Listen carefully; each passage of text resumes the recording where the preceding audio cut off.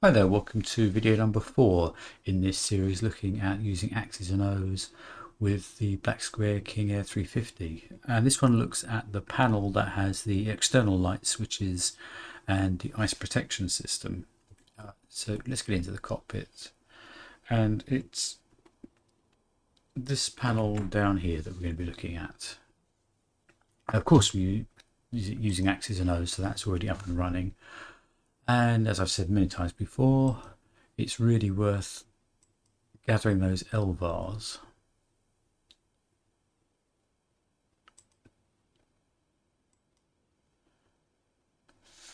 So that it's running through the various files, looking for the variables rather than sort of relying on you clicking on switches and making them become available. So it's made its way through, and we should have a full list of variables available to us. Now, most of this stuff is fairly simple, so I'm not going to spend a lot of time looking at the behaviors and showing you where I've found the information. And they're not very consistent. There are I've used different methods for them. I've developed this over time, and I've tried different ways of doing it to see which one works best. So bear with some of the inconsistencies, but they all work. Firstly, let's have a look at the landing lights. So the landing lights it's got an independent switch for the left and the right light, but I've only got one switch on my Honeycomb yoke that does landing lights, so I'm going to use one switch to control both of them. Let's see how we do that. So although the individual switches, I'm going to use a single switch, and it's really just two scripts that I'm using. The on script is sending a 1 to this input event and to that one, so it's turning on circuit 1 and circuit 2.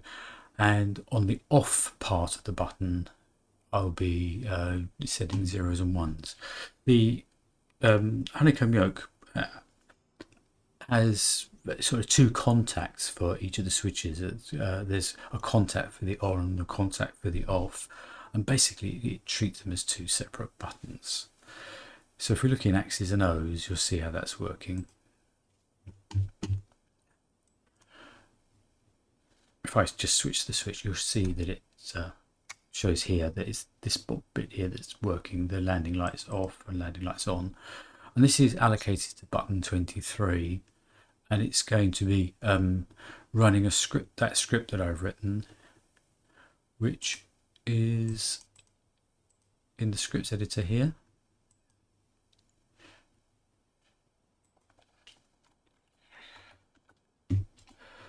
Just filter for that and look at the Black Square King Air. Here's the landing lights off script. That's sending a 0 to say that it's off, and the 1 to say that it's turning them on again. So that's really how it's allocated, that you have the landing lights off and the landing lights on, and that's allocated to button 22. And to allocate the buttons, you really do just move the button and switch it into the right place. So this is going to be the landing lights on, that should be button 22, and click save.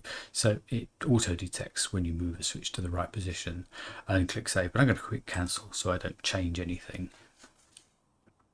So that's really the landing lights, and they should work together. If I go into the cockpit now, when I move this button, the two switches work together. So the taxi light is next. And if we go in and have a look at what's going on there with the taxi light, I'm using a key event. I mean, there's different ways of doing it, but I'm using this one for this. There is a key event for taxi lights on, and that's allocated to button 24. And on the same switch, of course, it's button 25, a key event for the light to be off. So in axes and O's, that looks like this. If I move the taxi light, switch off and on, there's the off version. And you can see it's just a K event, taxi lights off. And it has to have the value 1 just to say, yeah, that's true, that's what we want to do. And on and off. They're both these kind of K events, and that works fine. So the next one that we've got are the ice lights. It took a bit of hunting to find these ice lights. They're lights that point along the wings so that you can see if there's any ice build up when you're sitting in the cockpit.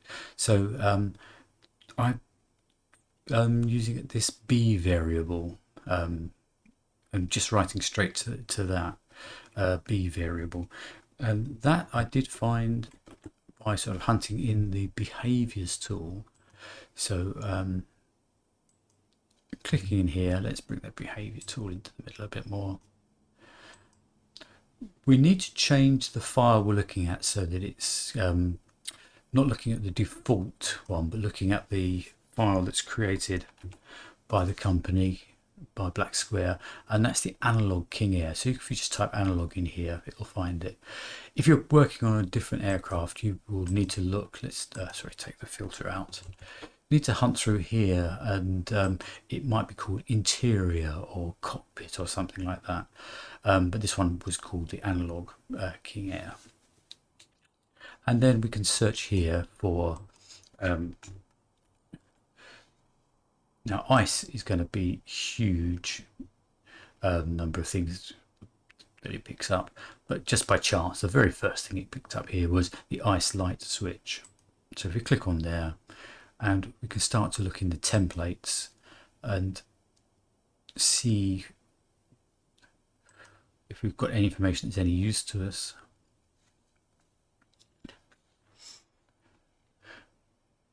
And it's the light wing power setting, light wing set. So we're getting clues of the kind of things that we're going to be looking for to make it work. And again, if you go back into X's and O's itself, if I start looking for an event, so I'll use the scripts editor, searching for an event,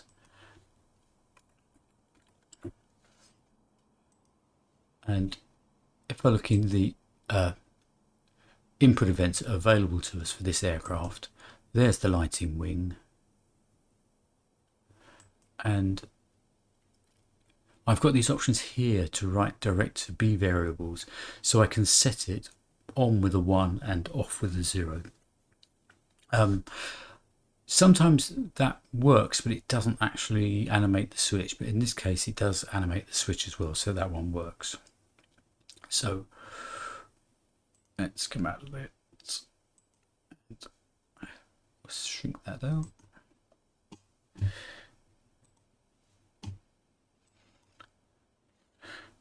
So I've actually got that allocated on my throttle quadrant. I've got spare buttons on the throttle quadrant.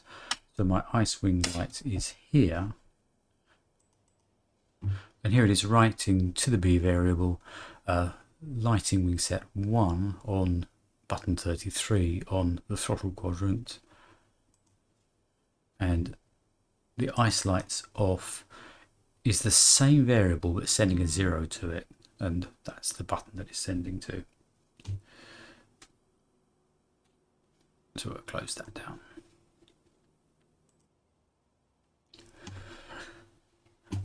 And the next button is, let's move over to, navigation lights. Again, the nav lights have been around for ages, so we can use the K event, and there's a nav light button actually on the yoke. So use the K events, the nav lights on, the nav lights off. So just switch the nav lights.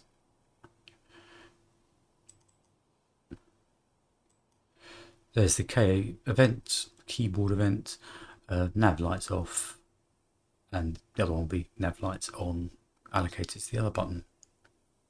So again, really nice and easy for that one. The next one is the recognition lights, which is an unusual one. So I'm using the throttle quadrant for that because there isn't a button for that on the yoke. And I'm writing a B variable to this one here, the lighting recognition set, and it's 1 to switch them on and 0 for off. So you've seen this kind of thing before. If I just switch the switch on here, the recognition lights, there's the recognition lights being set off on this button, and the other button I'll be setting it on. If you need to change this value here, you can just roll backwards and forwards with your wheel of the mouse and get the value you need in there.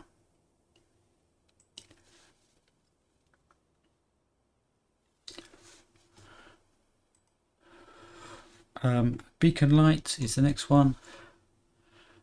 Loads of ways of doing this one here. Again, it's been around for quite a while, but I found this one works best with this one.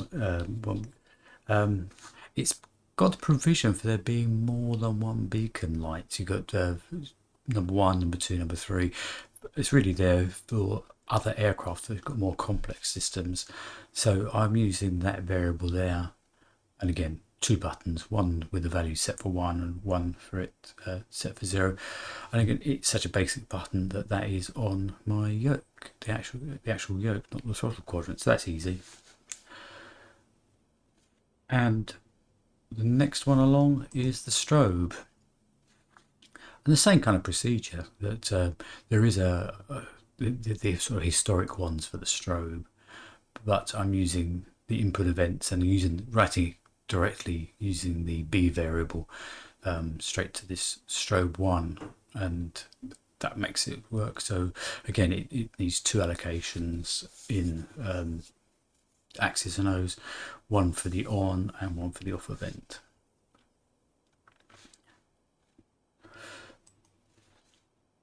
And the next button along that we're going to be looking at is the tail floodlight. That lights up where the logo is on the back of on the tail of the aircraft. And so a bit of a hunt down go through the behaviors.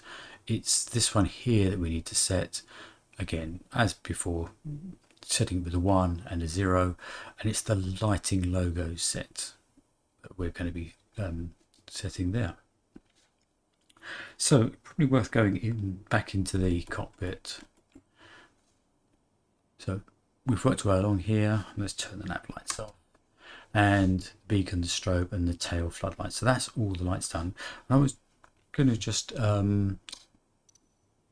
shoot outside with the external view, and let's dim the lights.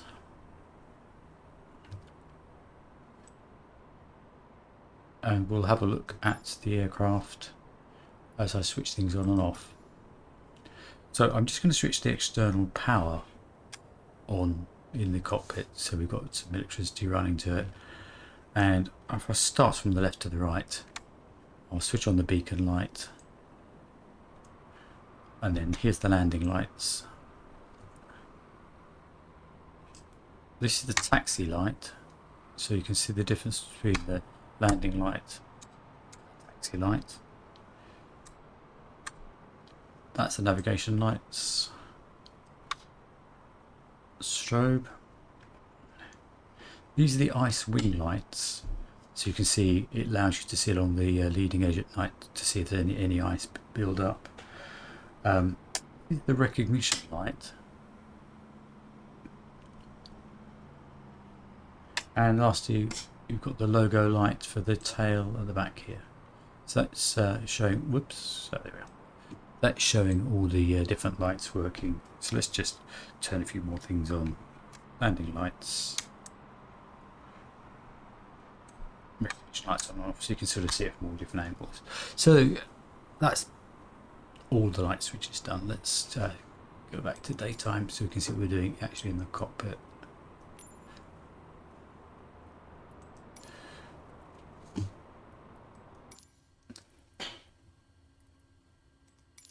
Okay, so that's all done. Turn a few things off. Moving to the ice protection. The windshield anti-ice, it's sort of it's got 2 heating circuits basically in it. there's it turns on one circuit for normal heat, and if you need more heat, the high heat, it'll turn on two separate circuits, so there's twice as much current flowing through to melt the ice and defog things. And it's got two switches, one for the pilot, one for the co-pilot. But unfortunately, Microsoft don't provide different circuits for the pilot and the co-pilot side. And so basically, when you switch one on, both windshields will de-ice. So we need to write some fairly complex script so that if the pilot turns their side on to normal, we don't want the co-pilot to be able to turn it off by switching theirs to off. So we have to, when we write a script for one switch, we have to bear in mind what the requests are from the other side. If you see what I mean, that's if you want to have you sort of emulate using both switches, you could of course sort of ignore that and just have one switch that switches them both on and both off together. That's you know, the limitation of Microsoft not providing separate circuits for Black Square to work with. But if I have to go into show you, this is what I'm saying here, that each position has three positions, but in reality we can't use the two separate switches independently. We need to sort of look across and take account of the other one. So on the Stream Deck I'm using a button, an event button, and the normal short press is going to call a script to move the switch upwards. So if it's in the down position in hot, it'll move it to the center position, which is off. Or if it's in off, it'll move it up to normal. So it'll then just switch on one of the circuits. And I use a long press, which moves it down. So it's going to move it, if it's at the top in normal, it'll move it to off. And if it's in normal, in off, it will move it down to the hot position.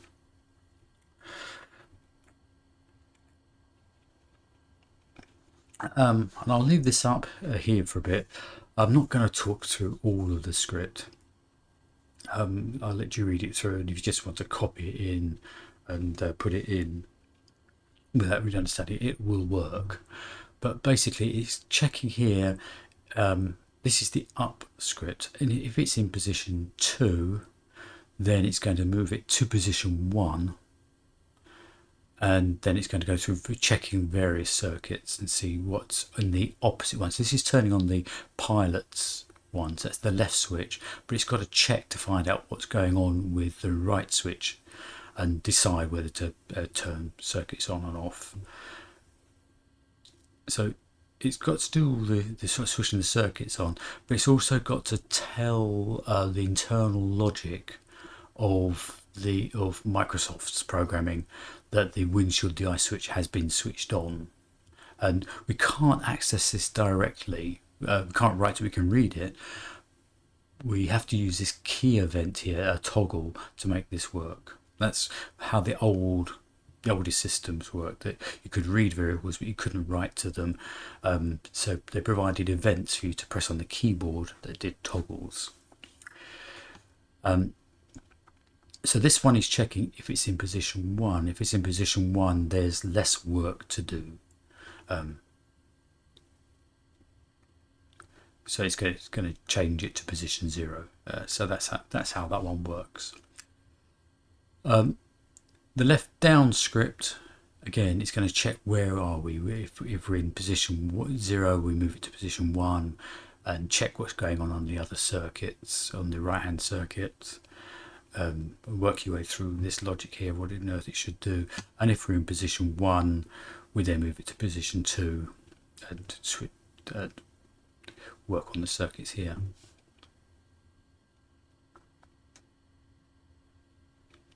And again, here's that windshield de-ice switch that we can't access directly, so we have to pass it through a toggle key event. Now the right scripts are exactly the same structure as the left switch is really. but you've got to look out for these rights and lefts. So you can actually copy and paste and edit the right up script and the right down script. You can copy and paste those in. So how are they allocated? Let's have a look at the Stream Deck, and this is the layout that I've got here for this. So here's my left heater, windscreen heater switch. As I said, it's an event that we're going to use. The key down event calls that script that I showed you for the windshield up on the left hand side.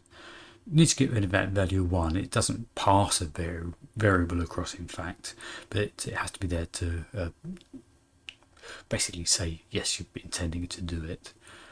And I have this long press one, which is the one that makes it go down. So I've got the repeat as no, so we don't want it to sit there repeating if we hold the button down for too long. We want it to actually look for this long press. So that's the left one going up and down, and this is here that it's calling the right hand up, and the long press calling the right windshield down. I should sort of show you that in operation. Let's go into the cockpit itself, and I will press the short press on the windshield up on the left hand side, long press once to bring it down, long press down again. And if I'm on the co-pilot side, long press to make it down, short presses to make it go up. So you've got complete control of how those switches work. And I've watched the variables for the circuits being switched on and off, and they're all okay.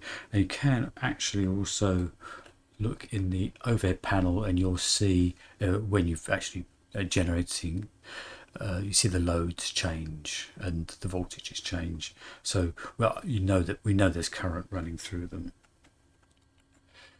Okay, so that's those ones here. The prop de-ice is next. This prop heater. Although there's only one switch, of course we're going to have to prop heat both engines. So one switch is calling this script here, so it's going to turn on circuit 90 and 91, and the prop de-ice switch, again, you need to toggle it to make it work. So you've got to check that what's going on here, and it toggles it, and it becomes a toggle button on the Stream Deck. So the prop heat here calls this script here that I showed you behind there. So it calls the prop de-ice. We need to read this variable. We need to read the A variable so it knows whether it's switched on or switched off, and make sure the repeat's on no. So again, it's fairly simple. To find out which circuits are being used, that's where we would use, again, the behavior here. So if we look for the prop de-ice,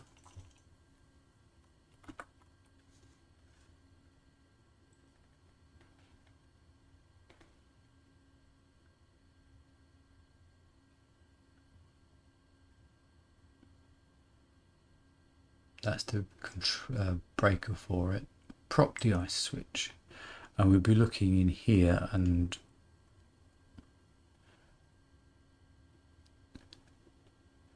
it's not that one, it's the prop de-ice switch. Here's the code, and you'll see here which circuits that we need to switch on. Okay, what's next for us? The fuel vents. So there are two fuel vents. If you look in the cockpit here, again, they could ice up, so we've got de-ices for each of those, and that's the local variable. So we can just do this inversion thing here. So it's a boolean, really. It says it's a number, but it's a boolean. So if it's 0, reverse it, it becomes a 1, or if it's 1, reverse it, it becomes a 0. So it writes it back into the variable. And again, we have to switch the circuit, so it checks if the circuit's switched. If it's off, the value for this will be a 0. Invert it and write it into circuit number 92. And the right hand script is pretty much the same, with rights rather than lefts, and it's affecting circuit number 93. So again, it's just doing this inversion thing, change zeros to ones and ones to zeros. And that is again using a toggle switch. So if we go into Stream Deck here for the fuel vents, it's a toggle calling that script. I've called it left the script version 2, and I'll show you the difference in a second. But this is the last bit I want to do, is to show you that we need to read that circuit switch, and is 92 on, and on the right hand one we'll be reading is 93 on, and the on value is 1. I'll just show you what I'm talking about with this script, why I've written version 2 of this script. So we go into looking at our scripting.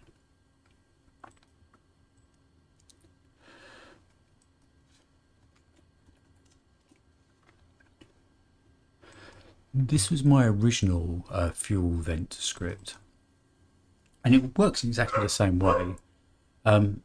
It looks at the local variable and flips it. So if it was 0, it becomes 1. But it doesn't read that variable again.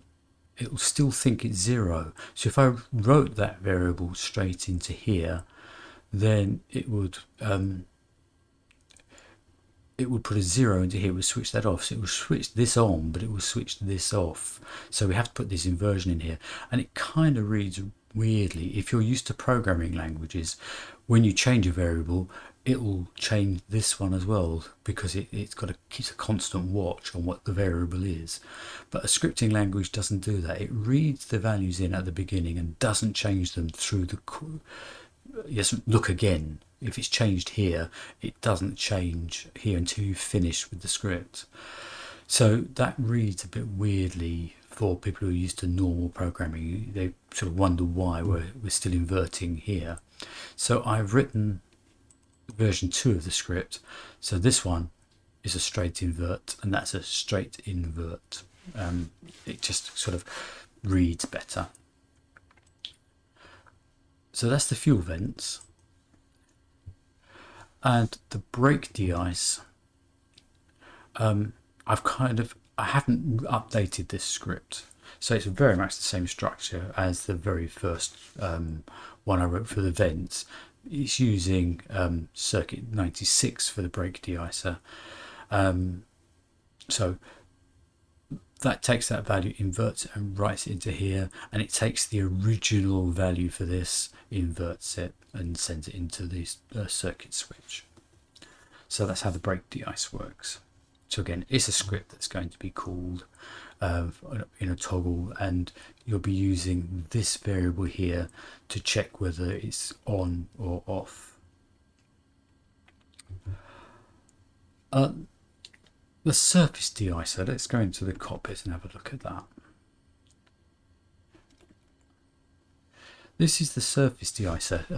What they are kind of pneumatic boots that are on the leading edge of the wing, and when you use this switch, it takes pressurized air from the bleed valves and inflates and deflates the sort of rubber boots, and it literally physically breaks the ice off of them. And it's got two different settings. The first one is if you press the button up. Now they're all spring loaded, so if you hold it up and then let go, they come back to the central point. And if you do that, it'll operate for I think it's 10 seconds, cycling those, and then you can just sort of set and forget. If you need more, if you need longer, if you hold the manual button down, it will run for 2 minutes while you're holding the button down. But as soon as you let go, it will then cancel the de-icing that's going on. And you can see here the wing de-ice light comes up and tells you that it's working. So that's going to be on for 10 seconds while it's working. And if I do it the manual way and let go, as soon as I let go, that switch goes off. So there's a bit of programming to go on behind this to make this work. And let's go in and have a look at how this works.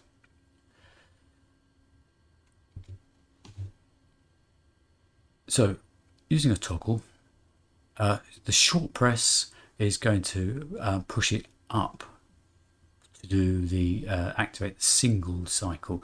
As I said, it's the actual switch on the in the instrument panel is spring loaded, so it'll just push it up, hold it up, and then drop it down back into position. And so this is what it does. Checks the structural de-ice switch. This is the script that we're using, and it'll toggle the structural de-ice, turn on the appropriate circuit, sends the 10-second marker to the timer, and make sure that the manual de-ice mode is off. And nothing else you need to do. It just works. It just runs. The switch down to start the manual process is a long key press, and again it'll switch on the structural de-ice if it's needed to, and here it'll switch on the circuit number 89, and it sends the value of 120 seconds, that's 2 minutes, to the surface de-ice timer, and it turns on the manual de-ice mode. Now that will hold, it'll go, if you hold the button down, it will continue for 120 seconds. In fact, if you left it at that, it would run for 120 seconds and switch off. But as you saw on the actual aircraft itself, you want to be able to switch that manual de-ice off by releasing the button. So that's the long key press down version. The long key press up will be as if you've taken your finger off the button, and again it will turn off the manual mode. It'll set the timer to 0 and turn all the circuits off that it needs to turn off, and turn off the manual de-ice mode. So that's how I'm doing the de-icer for the manual mode. So if I show you that in the Stream Deck, it's here. There's the normal short press, and that one press of the button sends it up. Don't have to worry about releasing it. It just because it's on the timer, it will just do its job and then end after 10 seconds. Here's the manual method. Hold it. If you do the long press and keep your finger held on it, then it will carry on for 2 minutes doing the de-ice. But if you let go of the button, take your finger off the button goes back up, and it runs the off script to turn it off.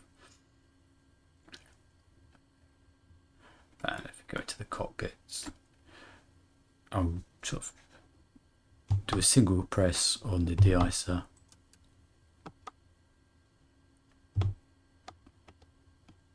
Why aren't you working?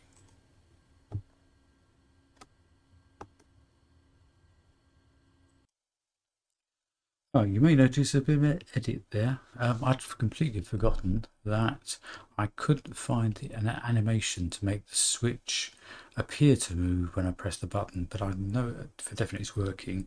And also I had to get the engine started, because we do need to have the engines running and the bleed air valves up so that we can get some pneumatic pressure. So what I'm going to do now is I'm going to press once on the short press, so you can have the 10 seconds of cycling the boots, and you'll see the pneumatic pressure drop slightly. and in 10 seconds time that should return back to normal. And now I'll do the manual one, which is me holding the button in, and if I held the button in for 2 minutes, that would do its cycling and then return. I'm going to hold it for 2 minutes. I'm going to let go now, and it manually resets it back to 0. And also I can keep an eye on the here on the annunciator panel, and that's the short press doing the 10 seconds for the wing de-ice. And if I held it in for the manual one, it'll hold until I release my finger. So no, for definite that's working.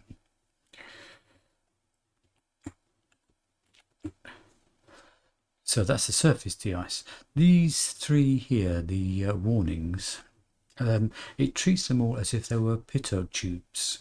That's obviously right for this, the left and right, but the stall warning, it treats it exactly the same.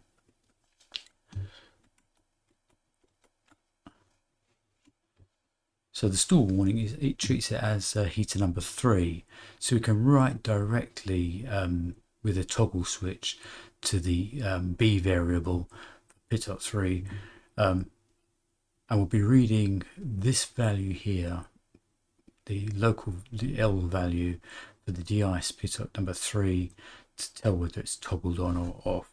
Again, I'll show you that in here.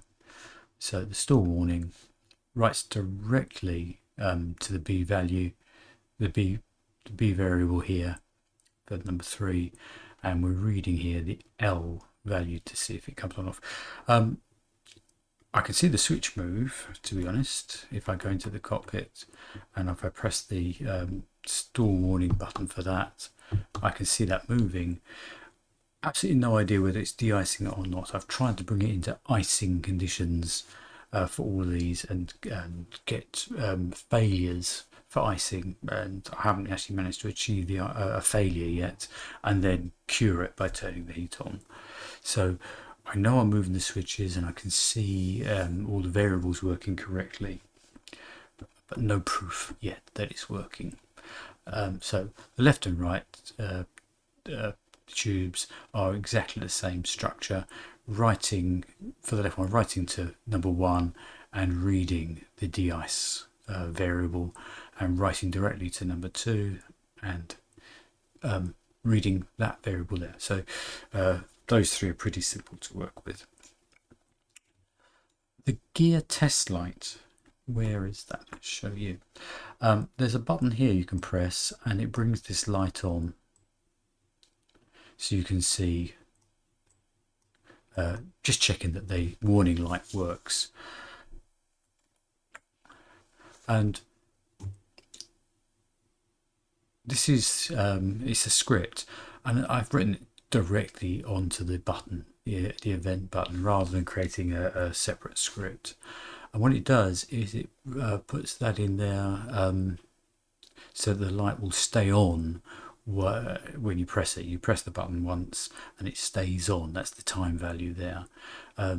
So it'll write that into this gear light test button. And if you put a key up in there, it's supposed to set the variable to 0. That it doesn't seem to work. It stays on for 2 seconds, or I think it's 2 seconds as soon as you press it. So I'm going to press that now on my testing the gear light and let go, and it seems to stay on for 2 seconds as soon as I let go. So it looks like this. My gear light test. It's saying it's a script. Here is the script. You can play with this number and try different numbers. And here's the key up event, writing 0. And the events have got to be 1. And that seems to work for that. So that's testing the gear light works, should you want that. There are 2 buttons here which are just press buttons to silence the gear warning, or to test the hydraulic fluid sensor. So it's writing directly to the LVAR, but it's strange enough the event is 2. You find that when you hunt through the behaviours and look for it. If you put it as a 1, it doesn't do anything. It needs to be a 2. So we're going to write a 2 to this one here, the gear warning horn latching, and that's on one button. It's just an event that writes that 2 into it, and that should silence the gear warning. The hydraulic fluid sensor over there, I'm using a key down and a key up event. So event value 1 is as telling you've got your finger on the button, and if you use the key up, it sends a 0, so it thinks you've taken your finger off the button. And you can see that working. If I hold my finger on there with the mouse, you can see over here the indicator comes up to tell you that it's functioned. And if I do the same on my Stream Deck now, if I hold the button in, the light comes up, and when I let go, it goes away. So that's affecting that.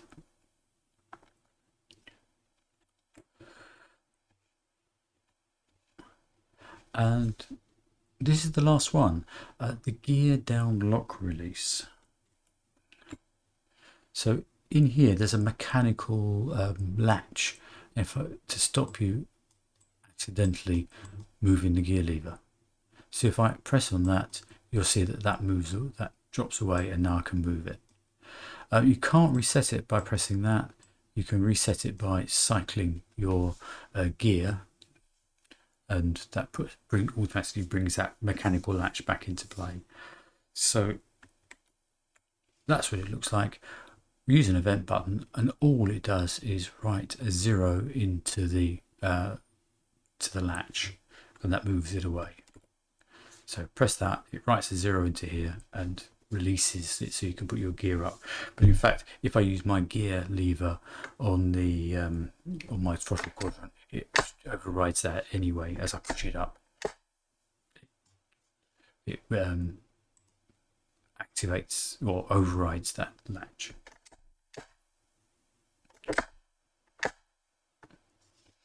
Okay, so that locks it, and that unlocks it. Okay, that's it. That's it for this panel here. I can't see any other buttons that we've missed out on that. So I'll see you in the next video, and we'll work our way to the next panel.